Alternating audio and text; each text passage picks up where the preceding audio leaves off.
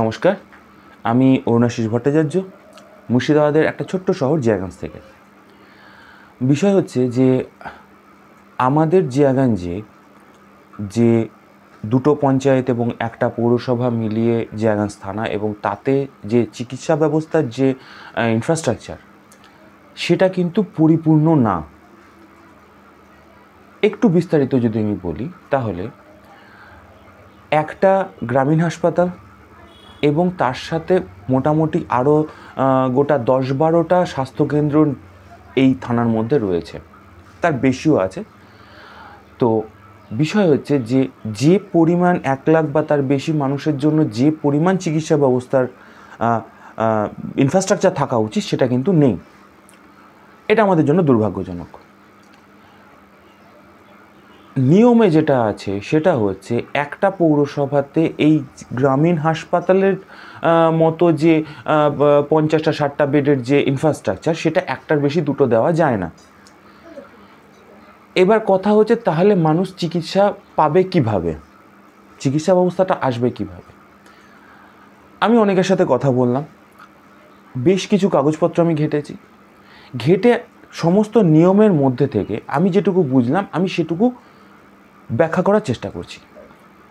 বিষয় হচ্ছে, যদি আমরা বিল্ডিং বানিয়েও দিই, সেখানে প্রথমত লাগবে হচ্ছে ডাক্তার, দ্বিতীয় লাগবে হচ্ছে নার্স, তৃতীয় লাগবে হচ্ছে চিকিৎসা কর্মী।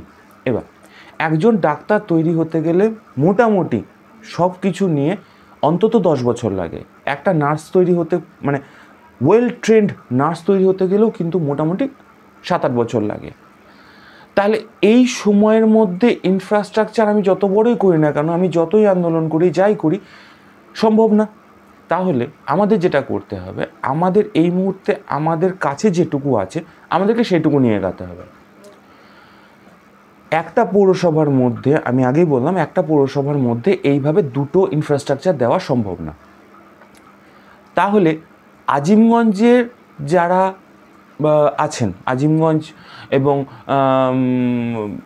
মুকুন্দবাগের মানুষ যারা আছেন, তাদের চিকিৎসার কী হবে? সব থেকে সহজ উপায়, সব থেকে ভালো উপায় সেটা হচ্ছে আজিমগঞ্জ যেখানে আজিমগঞ্জের পৌরসভার এলাকার যতটা কাছে সম্ভব যে স্বাস্থ্যকেন্দ্রটি রয়েছে, মুকুন্দবাগের কথা বলছি আমি, সেই স্বাস্থ্যকেন্দ্রটিকে আমরা গ্রামীণ হাসপাতালের জন্য আমরা লড়াইটা করি। তাহলে সেটা যদি একটা গ্রামীণ স্বাস্থ্যকেন্দ্র হয়ে গেল, তাহলে সেটা 50-60 বেডের হয়ে গেল এবং সেখানে সঠিক চিকিৎসা ব্যবস্থা হয়ে গেল। আমাদেরকে কিন্তু ভবিষ্যৎটাও ভাবতে হবে। কীরকম? কালকে যদি লন্ডন মিশন চালু হয়, তাহলে কিন্তু আমাদের বহরমপুর বা লালবাগের ওপর ডিপেন্ড হওয়ার প্রয়োজন হচ্ছে না। লন্ডন মিশনের সমস্ত চিকিৎসা হবে। এবার একটা এমার্জেন্সি পেশেন্ট আজিমগঞ্জ থেকে বা মুকুন্দবাগ থেকে আসতে গেলে যে লাইফ সাপোর্টটার দরকার হয়, সেটা কিন্তু ওই মুকুন্দবাগ গ্রাম পঞ্চায়েতের আজিমগঞ্জের কাছাকাছি, আজিমগঞ্জ মিউনিসিপ্যালিটি এলাকার কাছাকাছি যে হসপিটালটা আছে, সেই হসপিটাল থেকে লাইফ সাপোর্টটা নিয়ে সে কিন্তু লন্ডন মিশনে চলে আসতে পারবে। তো ভবিষ্যতের দিকে তাকিয়ে, ভবিষ্যতের কথা ভেবে, এই পুরো যে 1 লাখ মানুষ আছে, 1 লাখ বা তার বেশি যে মানুষ আছে, প্রত্যেকের চিকিৎসা আরও ভালোভাবে কিভাবে হতে পারে, এটা আমাদের সবাইকে ভাবতে হবে। শুধুমাত্র আমি